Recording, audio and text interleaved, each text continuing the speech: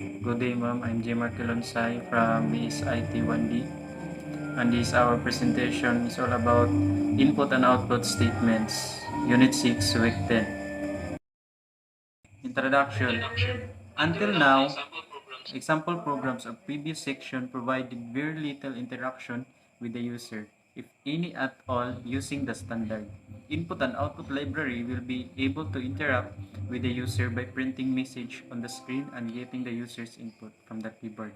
C++, using a convenient abstraction called streams to perform input and output operations in sequential media such as the screen on the keyboard. A stream is an object where a program can either insert or extract characters to from it. We do not really need to care about many specifications about the physical media associated with a stream. We only need to know it will accept or provide characters sequentially. And this is our topic, the 1.1 standard output, 1.2 standard input, 1.3 skip characters, 1.4 pre-processor directives, the 1.5 namespace, and also the 1.6 is comment and identifications. 6.1 standard output code. By default, the standard output of the program is the screen, and the C++ stream object defined to access it is count. Count is used in conjunction with the insertion operation, which is written as 2 less than signs. Count, example, welcome prints welcome on screen. Tapos ang countable is 200 prints number 200 on screen, and count prints the context of each screen. And this is the example of program 6.1 and the program output. 6.2 Standard Input or SIN. SIN can only process the input from the keyboard once the return key has been pressed. Therefore, even if you request a single character, the extraction from SIN will not process the input until the user presses return after the characters has been introduced. You must always consider the type of the variable that you are using as a container scene with scene instructions. If you request an integer, you will get an integer. If you request a character, you will get a character.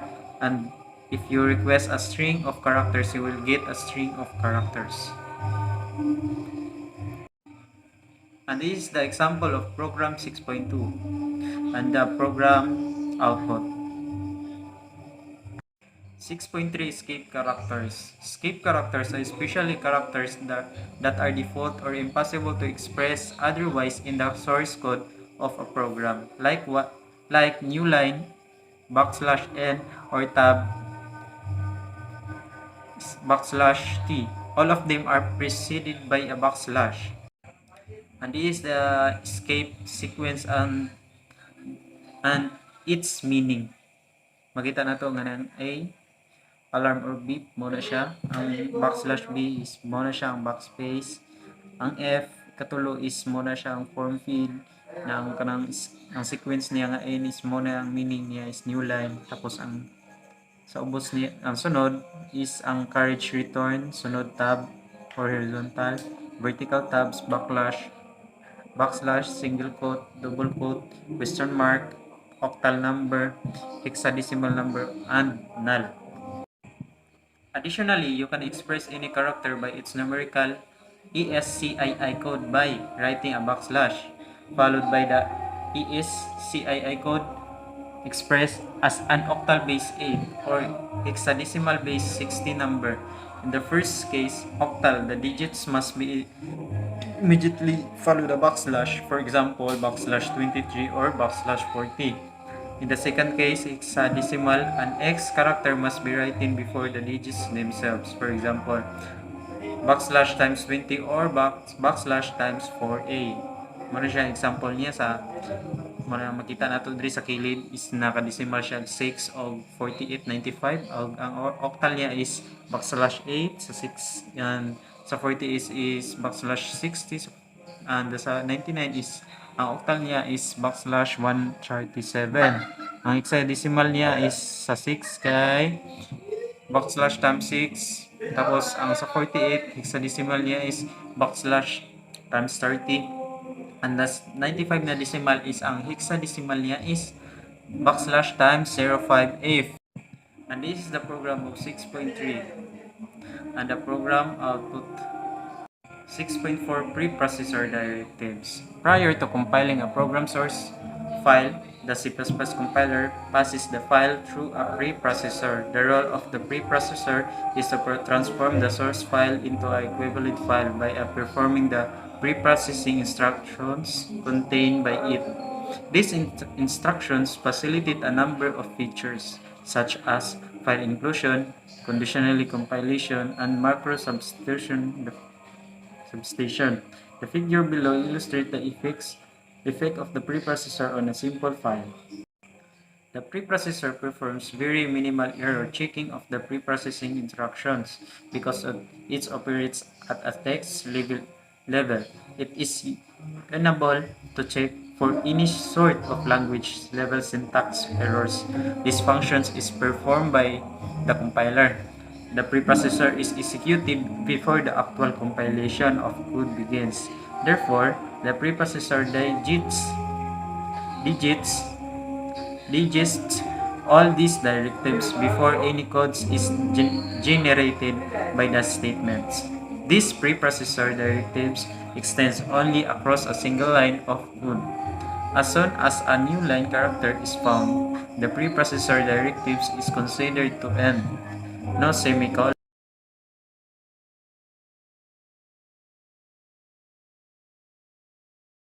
And this is the example of program 6.4 and its program output. The 6.5 namespace.